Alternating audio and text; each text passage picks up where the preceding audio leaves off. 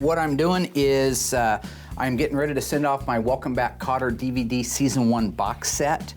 You know, while most of the guys my age remember him for the Sweat Hogs, I always kind of remembered the show for Judy Borden. Helene Limbeck played Judy Borden in this series, and I want to make sure, you know, I make an impression. I think that's it. Mom always said that you never get a second chance to make a first impression, and that's what I'm trying to do here.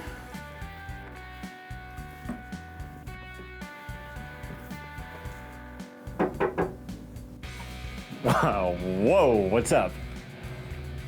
You came to my door. I understand that, but you're looking at me as you've never looked at me before like that, ever. That was scary. That was seriously scary. What do you need? Derek would like to know if he can start painting the Daytona. The one he should have painted last week. The answer is yes, he can. Tom was very unhappy when he was here a week ago that it wasn't painted, so I think certainly now a week late would definitely be a good time. And before you go back, Wano,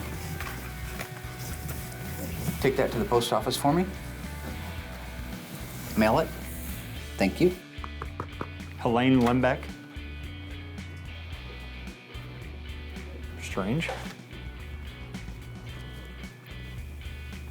Hey, was you wondering what I was doing, man? I just got that box set sent off to Helene Limbeck. Yeah, she's gonna be pretty excited, I think.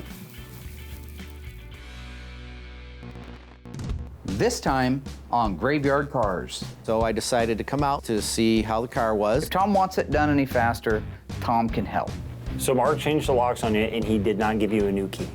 I decided we'd start doing some work on the Cook's Barracuda convertible. You stop running your mouth and grab that hood. Better watch it, Chrome Dome. So the new bad boy blaster that Mark delivered to us, this thing is huge. This could put your lights out. I was really nervous to ask Mark. You're not fired, that's good. It should be my purple car sitting here instead of this heap. Push me today, you're gonna meet your maker.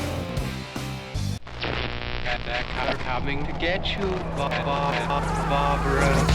The unburied dead are coming back to life.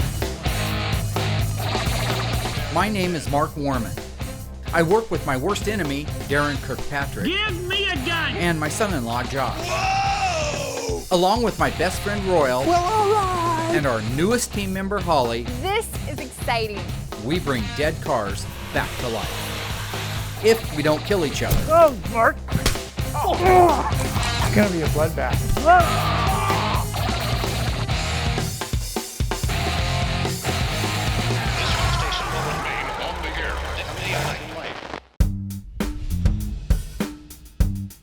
It was really nice having Tom come out. He flew 3,000 miles to check up on his car, but I looked at it as he flew 3,000 miles to get insulted. It gave me an opportunity to use some of my new bulb material on him. So I decided to come out and surprise Mark and the guys to see how the car was. Totally didn't expect a client to fly 3,000 miles just to check up on his car, but it was actually nice to see him. I was hoping it would be painted by now, and I was surprised that it wasn't, and I asked him, you know, what can we do to get it done? And he told me, after he got done insulting my bald head, if Tom wants it done any faster, Tom can help. So the first thing he had me do was take the front end apart, which he didn't let me finish because all of a sudden I hear, swim cap. Then he pulls me off and he gives me a broom. I start sweeping and I hear, moonhead. So then I get working in the trunk and I hear these murmurs of some other kind of lovely names that he decided to call me. Uncle Fester, Milky, Job, Yul Brenner. I'm asked, do I come up with names on my own? Do I think of certain things, or I just lay awake and think of it? No, the names that I have, they come to me really naturally. Sinead O'Connor, Marblehead. I've been told I got a very quick mind, very fertile mind. I really wanted to spend a couple of minutes with Cue Ball to let him know that the brackets that he sent out by Rick Fairless are just amazing compared to the original one. We talk all the time about vendors and that we can't do a great job if they don't do a great job. And that's an example of it. When we put that nose cone on there now, there won't be any hogging out holes, there won't be any modifications. The nose will go on, it'll line up with the fenders and the hood, and it'll fit the way it's supposed to. Probably better than it did from the factory. Rick Fairless sent these, right? Right. Rick Fairless used to own this car actually also. That's what you were telling me earlier. Yeah, he had a multitude of wing cars, so then he went into reproducing the brackets, which are impossible. Well, to I'm find glad originals. I'm glad you sent these, honestly, because like I said when I made the phone call, we've got the ones that came with the car. Right. I didn't know if you ever saw them, but Oh, yeah. we've got them mocked up here into place, and you can just tell by looking at it. Like the first thing I noticed, and I remember reading online, is that little indentation that kind of looks like a, I don't know. The popsicle Yeah, stick like indent. a pop stick. Yeah, that's so like I don't see them right here. I don't see that pop stick indentation. The holes, there are no holes there at all. Right, these have the Or holes those have here. the holes over there. Then these here, the side anchoring brackets for all the bucket systems, these all had to be hogged out. Look at how we had to hog the hole to get them to fit. Like this one up here Right, and this right. one way up here. These are all perfect. These are exactly where they belong. Everything you see is a pierced hole. It's perfect. It's right where it's supposed to be, on pattern. The Z shape is right. The popsicle's right. All those are right. It's just like, please tell Rick thank you for sending those out, because that's going to make everything fit. And Right. if it goes to a show, and I know you want to do some show stuff this summer, Right. if I was a Superbird guy, I would just start looking for things like that right off the bat. So, so that's a good thing. Yep, yep. I wanted to talk with Tom about exactly what was underneath the nose cone in the way of structure, inner structure, wiring, and brackets. So, you know, the last thing I want to point out here is we've got everything mocked up on that. We've already fit all the headlight doors.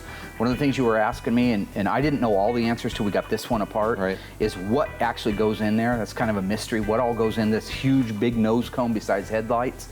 This is not a safe car. If you look here, you have these two huge Z brackets.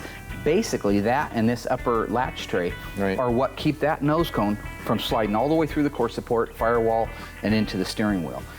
So today they got, what, 10-mile-an-hour crash bumpers or Right. 15-mile-an-hour? No collapsible This is bumper. zero. I saw a video the other day, a guy was talking about the salesman back in the day. The nose stuck out so darn far on these cars that when the salesman would go to park them on the car lots, they'd bump into something and just waste the brand new Right. steel front end on it. Yep, So, yep. so there's your safety absorption right there. Nice. So, after chipping my tooth on the first day, having a week of insults, and working on my own car, I think I'm ready to go home. It was great having Tom out to visit. He actually is a really hard worker and he helps out a lot. I know he was disappointed that his car hadn't gotten painted by the time he got here, so I'm gonna move some things around in the queue and see if we can start blowing some red on it by the end of the week. In 1967, Plymouth introduced the GTX, the very first luxury muscle car. What platform was it built on? A, the Plymouth Satellite, B, the Plymouth Roadrunner, or C, the Plymouth Belvedere? Stay tuned for the answer. So what car was it that Plymouth chose to build the GTX on? Well, in 1967, Chrysler wanted to build a luxurious muscle car. They chose the Plymouth Belvedere. Reason being, it was the entry-level car for Plymouth. It had no stripes, no badges, no ornamentation. They could start with a clean palette and build out the GTX however they wanted. The GTX was optioned with a 440 or a 426 Hemi in 1967, and today is one of the most collectible cars on the planet. Visit graveyardcars.com to learn more. So I managed to get the DVD box set sent off to Helene Limbeck. Mark Kane had called me and told me that he has a surprise coming out. It was great seeing Tom Partridge. He was looking forward to having his car painted, and unfortunately it was not. Got to get color on this car now.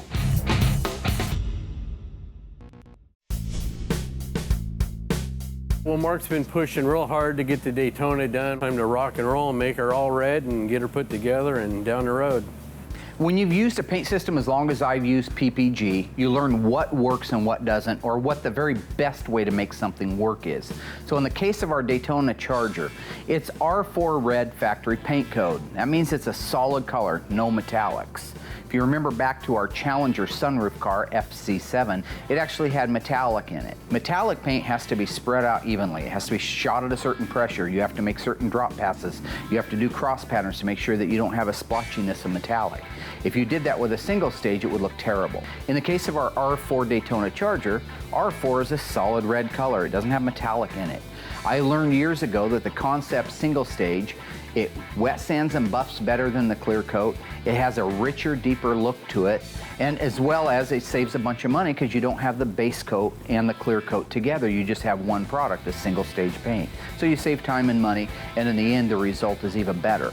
I just know that the finished product is a lot better and a lot shinier if you use the single stage Concept.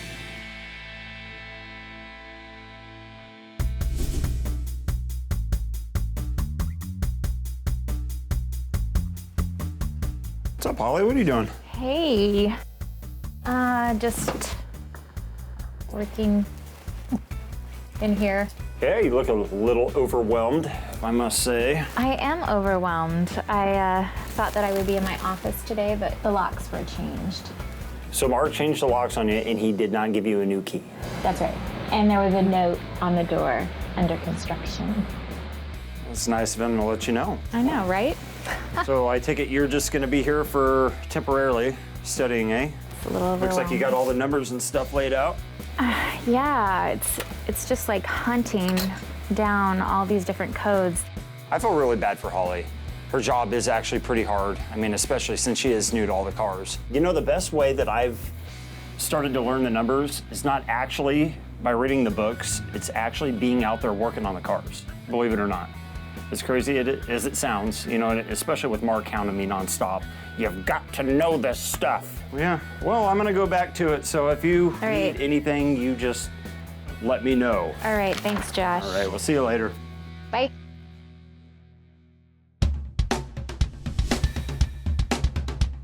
I love that we're busy at Graveyard Cars, but unfortunately it's getting to be like Grand Central Station, people coming and going constantly. It's always cool to see your old friends, especially from season 1, season 2, like Mark Kane. But the best part of it was this amazing media blaster he brought us. This thing is huge, it's fantastic, 3 filters, there's just nothing better. Don't get me wrong, I love seeing my friend. I just love it more when they bring gifts. So you're gonna have to show me one of the new ones because they're getting used to the Nova King. Dude, beautiful, it's huge. EV2. That's taller than you, Lurch. Anything's taller than you. That's a great comeback. You should put that down with. That's a great. Maybe you should just. Maybe you should put that along with "You are," and I know you are, but what am I? Those are some brilliant comebacks. Mark, in talking to me what he was looking for in a blast cabinet, described to me the size and parts he would be putting in the machine, and I figured our Bata series would probably be the best fit for him.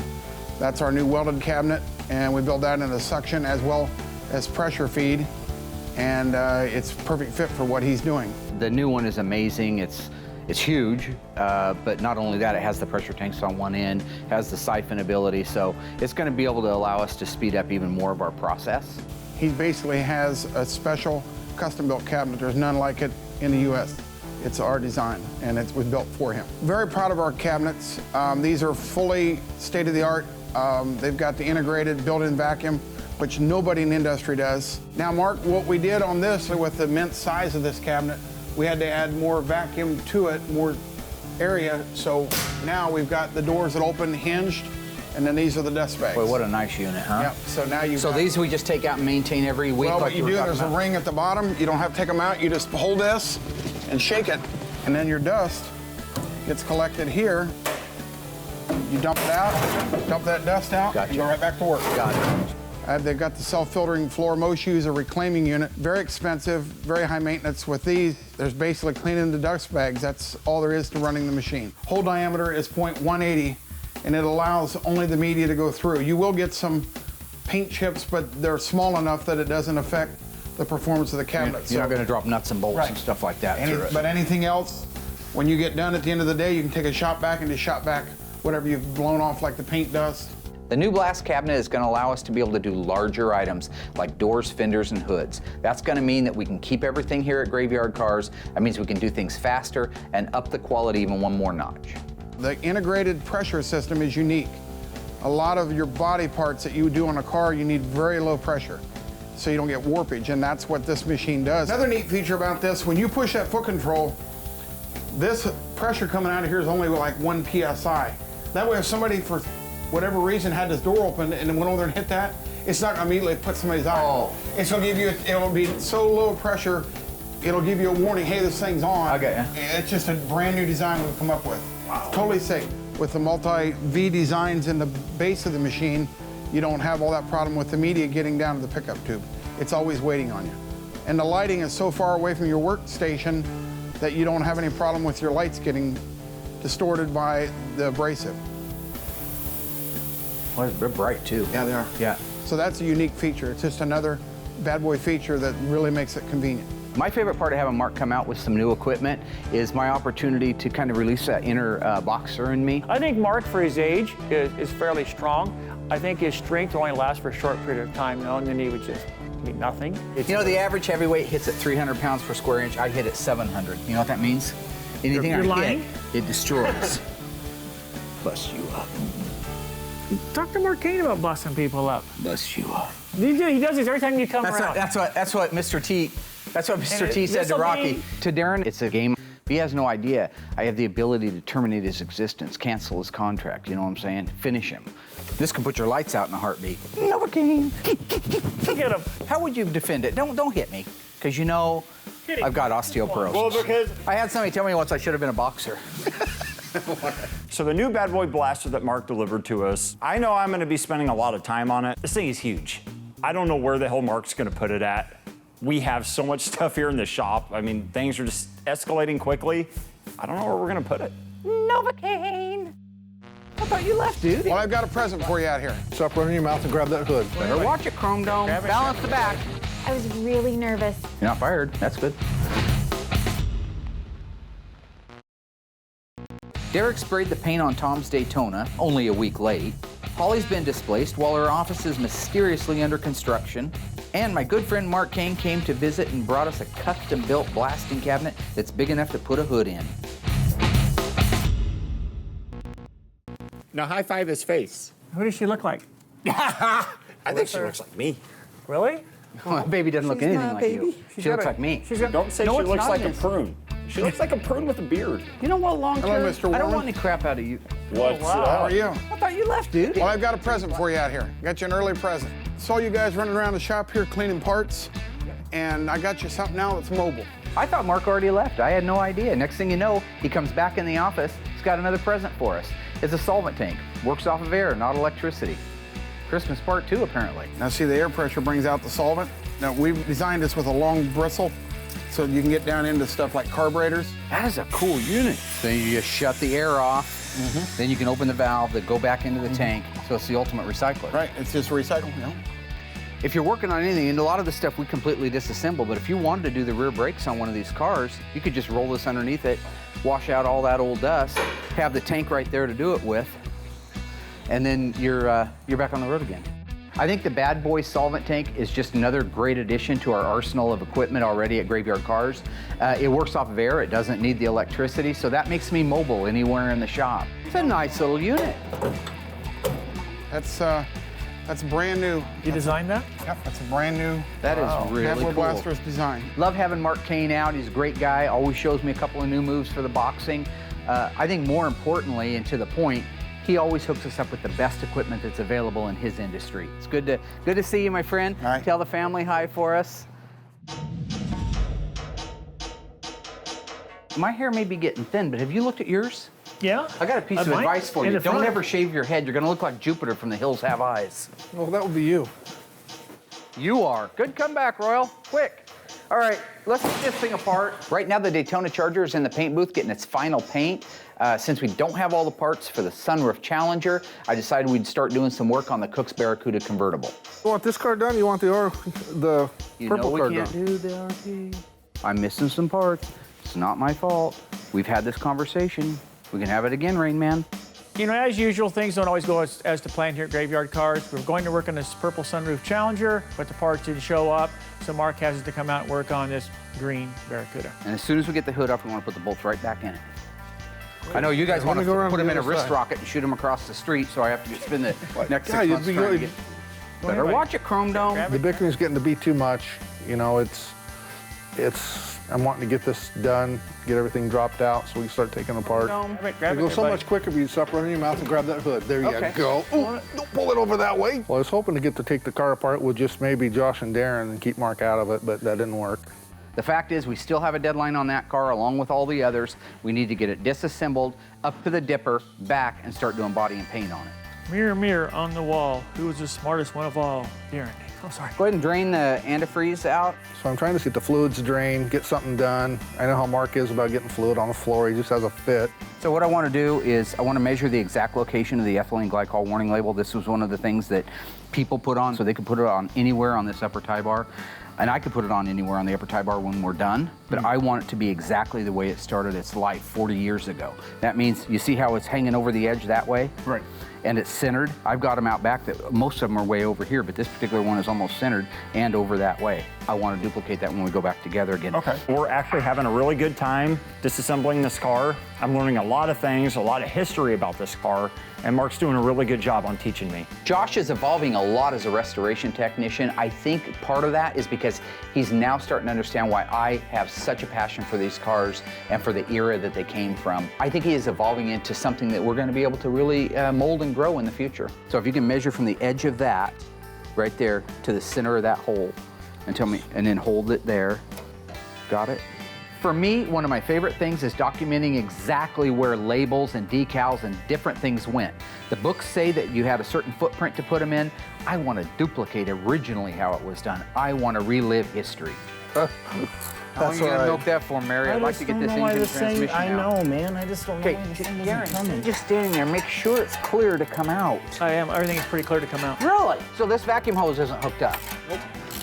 That one might be. I'm asking you to do that. Every day I wake up, I find a new reason to hate Darren. Today it's the funny gloves. What is with the funny gloves? You will never see me wear those. Sometimes you may notice I wear gloves. They may be white, blue, yellow, green, or pink. I actually consider myself to be a doctor, you know, a car doctor. I actually think I was supposed to be a brain doctor in real life. What? Nothing. While the endangered Feces and I are working on the 70 Barracuda convertible for the Cooks, I had Larry from Larry's Interiors come out and start working on the vinyl top for the Sunroof Challenger. Again, I cannot emphasize, pick good vendors. Make sure they have the passion and the quality that you have, and it'll show in the finished product.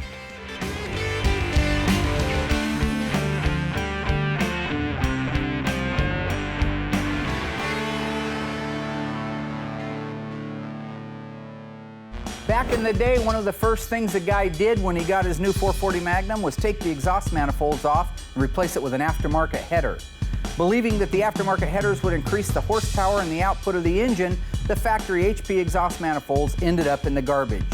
True or false? The aftermarket header would increase the horsepower and output of the engine over the factory HP exhaust manifolds. The answer coming up after the break. So did the aftermarket header increase the performance over a factory HP exhaust manifold? In years since, many tests have been done comparing the flow of the HP exhaust manifold to the aftermarket header. And it turns out the factory HP exhaust manifold flowed every bit as good as an aftermarket replacement header. Therefore, the answer is false. And the downside to that, all those manifolds that got thrown away and hauled off for scrap have driven today's prices up, and you can spend as much as $500 for the correct manifolds for your 440. Visit graveyardcars.com to learn more. Right after bringing us a custom-built blasting cabinet, Mark Kane surprised us with a brand new bad boy parts washer. We got rocking on the teardown for the Cook 70 Barracuda convertible, and Larry from Larry's Interiors finished the vinyl top on our 70 Sunroof Challenger.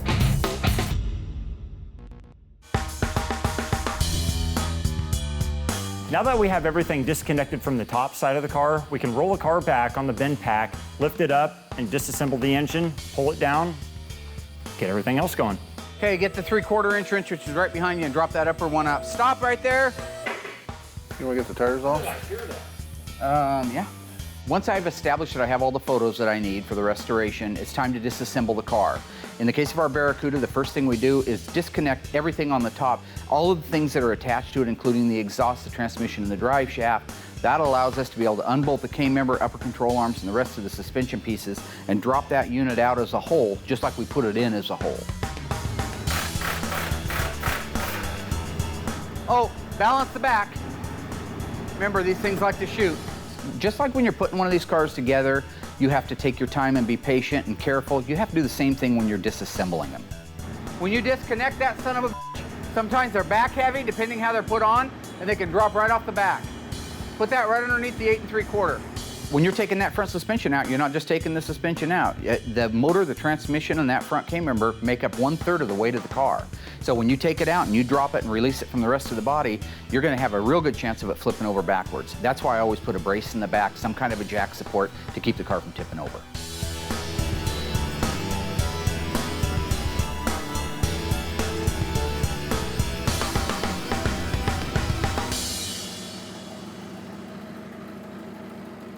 After that, we can remove the rear suspension, which is a series of unbolting the shackles, the front leaf spring mounts, disconnecting the shocks and the brake lines to it, and then lower the car down so the axle can actually set on its suspension and raise the car up away from it. At that point, you've got the entire underside done.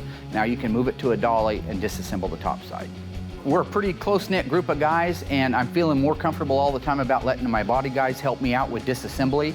Now that we actually have the Barracuda's front and rear suspension out, we can roll it over to the body shop. They're gonna disassemble it, tag and bag everything, and then we can get it moved off to the media blaster and get it stripped. The Barracuda didn't just start out one day with that name on it and be hatched. That car evolved. That car evolved from the 1964.5 introduction of it, which is just a weird looking little car. It kind of looked like a Valiant, had a huge back window on it. It wasn't a good looking car. It was one of Royal's favorites. Royal had one when we were kids.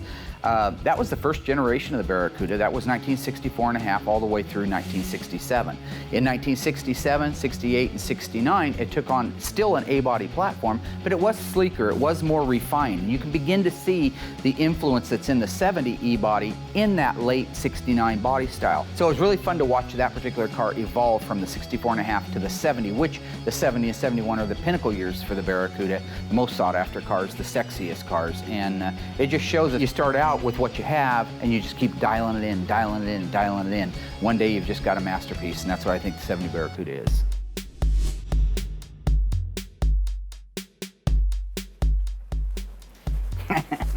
Hey, Holley. How's it going? You don't get the reference? Ellis from Die Hard, the original one? Oh, yeah. Yeah. Doesn't matter, yeah. Hey. Brought you some more homework. Thanks. Mark came in and threw this gigantic book on the table and was like, here you go. And it will probably be really helpful, but it's just like one more book that I have to like kind of dig into. What can I do for you? Okay, so first off, I have a question about my office. You're locked out? I'm locked out. Yeah. Saw the sign. I didn't know what was You're not fired. That's good. No, I'm doing some construction. I meant to tell you. I meant to tell everybody, but it's kind of it's under wraps. So right now I'm not really sharing what I'm doing over there, but I am doing a lot of work. This would be a good office for you for right now. But you're gonna like it when it's done. Kind of stocking the place up. It does. Is there a time frame or? No. I've lost 10 pounds in a week. 10 pounds in a week, and I'm not even sick. So. Just been walking, hiking. I went on a 4-mile run. I didn't run all of it. I ran like 2/10 of it, but the rest of it was a really fast pace. So.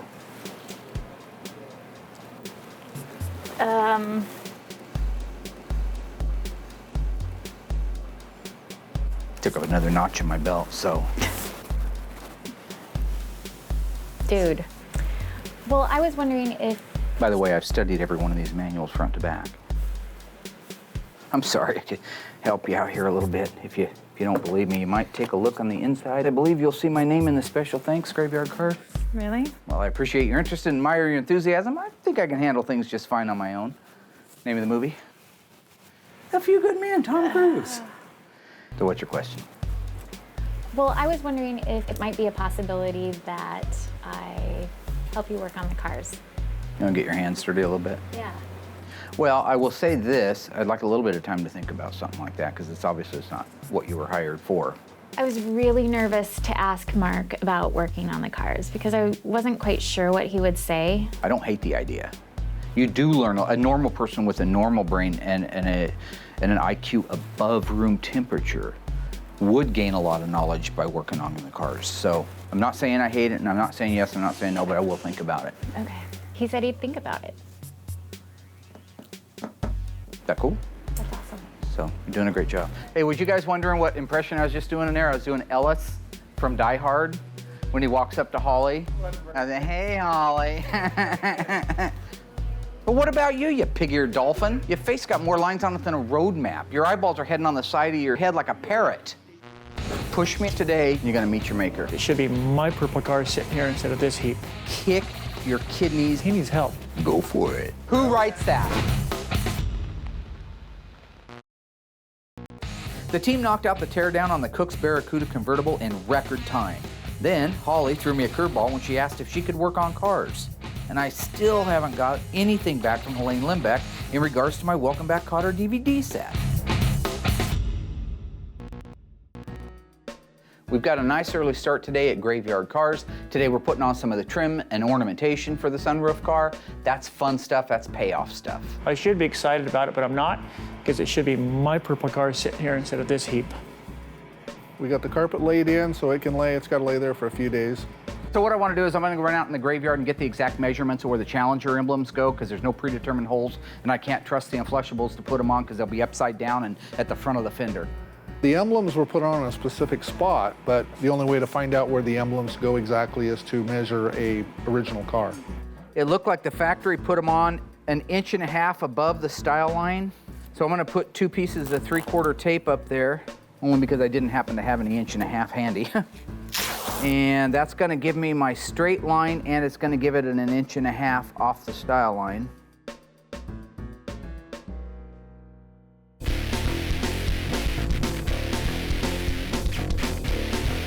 We just got the exterior handles for the Challenger sunroof car in, along with the vinyl top molding clips. So I'm gonna have Darren start putting those pieces on the car, and Josh and I are gonna start assembling the 440 for it. I sent the 440 out to the machine shop to have it completely rebuilt. The guys always do a great job. In this case, they thought they were gonna do me a favor, do me a solid, and put the motor together. This is what I had for cylinder head bolts. This is the original Highland bolt. This is the correct bolt, the correct length, the correct head, the correct markings. You can't take a car like this to a car show and expect to place with Allen-headed bolts or hex-headed bolts in it. You have to have all the original hardware. So that's what I've got Josh doing today, is we tore the motor back down and we're putting the correct bolts and the correct hardware back in it so we can get it painted and over on the engine stand. Mr. Mopart's just started carrying these. They've got so much now. Good. I got like 3 people to call. Remember I used to call 50,000 people trying to get everything? I got 3 people to call. Nice. Look at that, that's gonna be pretty. Rake them over the valve. Okay. That forces them to rock into position. Now see, now the timing cover has the correct bolts, the correct length, the correct finish, and the correct head on them.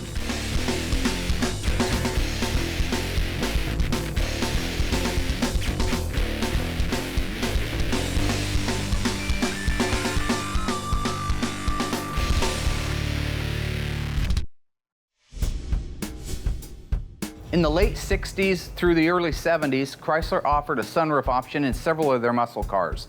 One of the most sure ways to tell if a car has started life with a factory power sunroof or a manual one would be to look at the broadcast sheet. This information that called out the power sunroof, M51 in the case of our 70 Challenger, did not appear on the fender tag. You must have the broadcast sheet. If you do not have the broadcast sheet, you're going to have to learn how these sunroofs were installed. They were plucked off the assembly line, sent over to a company called American Sunroof Company, and the conversion was done there. While Chrysler took a lot of pride putting their cars together, I would have to say the American Sunroof Company did not exercise the same mentality of quality first. To show the crudeness that happened at American Sunroof Company, look here at these homemade little crude brackets. They use a self-tapping screw that hold it to the actual roof fixture. Then it extends over to the bracket, which is spot welded actually onto the mechanism itself. Instead of having nice formed pieces or making the provisions inside here that would look nicer, they just kind of scab this into place. You'll also notice that there are drain tubes. These are factory drain tubes that go down the A pillar and back down the B pillars and exit out through the wheelhouse in the rear and the side pillars in the front. When it came time to making holes for these drain tubes to go out, instead of drilling it, they just took a cold chisel and a punch, and they punched these holes out, ran it down through the A-pillar, and then punched a hole in the cowl side panel. Here you can see that it was punched from the inside out to make the provision for the hole itself. That hole has been made absolutely with a cold chisel and probably maybe a punch. They didn't drill it, they just beat the crap out of it until it punched a hole big enough to accept that hose. Absolutely unheard of. If somebody did that here, I would kick their teeth down their throat, yard them out their rectum, and I wouldn't even violate their civil rights. Having the sunroof installed in one of these cars was a very unique process, and it's not going to be easy to duplicate. Check the broadcast sheet, check the hardware, but remember, if you see a power sunroof 70 Challenger at your local car show, it's one of only 82 ever made. It probably is worth looking closer.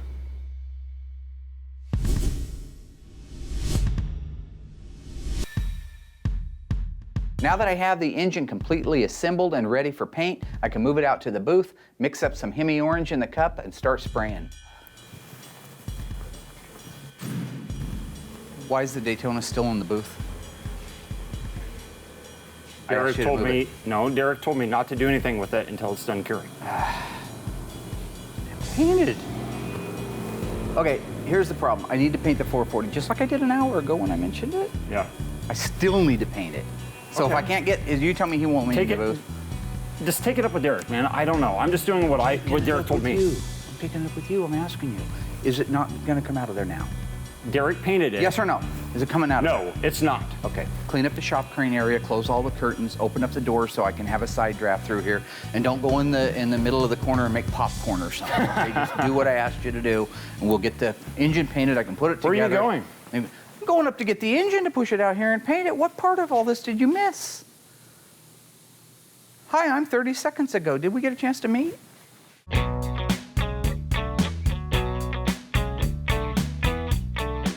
Right now, things are going amazingly well at Graveyard Carz. Our Daytona Charger is painted. That's a huge step. We're doing lots of little things on the Sunroof Challenger, moving it towards the finish line. All these little baby steps add up to one giant step. You need them all.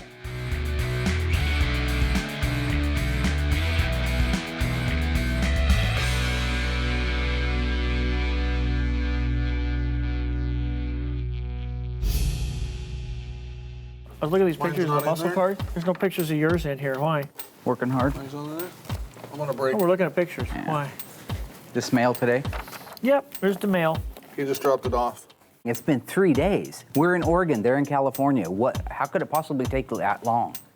How long does it take to get a letter from LA? 3 days. How long does it take? When did Usually you send 3 days for a letter. You sent it It's been a long time You ago. sent it like 3 or 4 days ago. And you're expecting it there and back and already, and she answered It just doesn't take that long to send a letter, okay? This is that LA thing. They don't work on the same clock. Their clocks are like dog ear clocks. Every minute's like 7 minutes. Darren and Royal, great guys, common guys. I can talk with them all day long, but they're not at the celebrityhood. They're not up here. They're not up here looking down on the others like us celebrities do. You know, I don't have to return phone calls, you know, now. Just waiting for Elaine to send back the DVDs. Mark, she just barely got it if she got it. What? I said she just barely got it if she got it at all. When did you send Maybe it? she could send it back and have a courtesy return it right away. Important to her. Let's go eat. I'm hungry. I'm tired. Looks like you have missing your meals already to me. I'm ordering parts Push for it. Push it today. Push me at lunch today, you scarecrow. You're gonna meet your maker. I used to just jump out of the back seat of these cars. Got the Daytona in. Look at that. Oh, that's cool. Close the door, fool. Wow. They didn't take all the dents out of it, but it looks good. We get back from lunch. Josh has the Daytona Charger moved around to the showroom floor, wiped down and set in place. It's absolutely stunning. Look at the divots in the deck lid though. This is what I was telling you earlier. Look, we brag about making it perfect, but in some things you want to know that they're an original Daytona deck lid like this one. I could not be happier with the body and the paint on the Daytona Charger. It's flat, it glows like an amazing jewel. It looks beautiful on the showroom floor. The character lines that need to be there, such as the divots in the deck lid, they're there. The way the nose cone fits the fenders like original, that's there. Everything that makes this car a real Daytona, which it is, we have mimicked from the beginning to now. Is this a clone? Absolutely not. It's a real XX29 car. Okay. Always got to find the worst case scenario and everything. Huh? There isn't a worst case scenario. He just has to say something that makes him feel better about being an absolute significant loser that he is. Tom will be very happy when he gets here. He's gonna love it. She practiced falling down. Yeah, you better run. You want some of this chrome dome?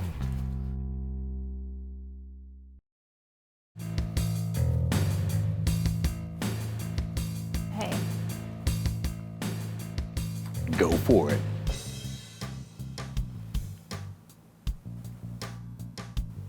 Go for it. I don't know. I don't know. Rocky 3. Rocky to Mr. T. Mr. T says, Miss T looks at me and says, bust you up. And Rocky says, go for it. I said, don't you watch any movies? My point is you can work on the car, you can go for it. Okay.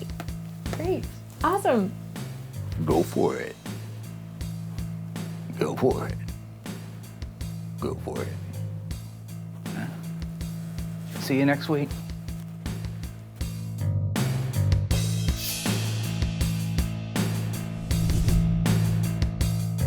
Got it. 2 days ago, no thanks to you. Right there, look, read. What you doing, camera boy? What you gonna do? You want some? Mother. What is it? Hang on, it's my DVD, man. Read it. Welcome I ain't back, gonna get Cotter. nothing done till he Number gets one, us out the of his complete system. first season. What's it say? Welcome back, Cotter. The complete No, first not season. that fool down there. All my love, All my love. Helene. bro. Who writes Beck, that? Judy Borden. Okay. Everybody to their Would you have ever fans. thought the little kid from 14th Street would be getting a letter from somebody like that? That's cute, man. Yeah. I'm really happy Read for it. you. I did read it. Just say it one time. We're not all as excited as you are about it, doesn't seem like. Okay, they're all indigent. They can't read apparently. No, we're happy for you. We are. Dear Mark, thank you for being Please such. take one pill twice daily. If you don't Those symptoms are gone. shut your pie hole, I'm going to kick your kidneys inside of your actual liver. Who's going to help? This is why you need the pills. Thank you for being such a longtime fan of mine and the show. You know, she didn't have to do something like this. Just don't ever contaminate, don't defile any of my treasures. Hey, was you wondering what I was just now opening up from the mailman? He needs My Helene help. Limbeck DVD. I think overall we had a pretty good week. I think things went well.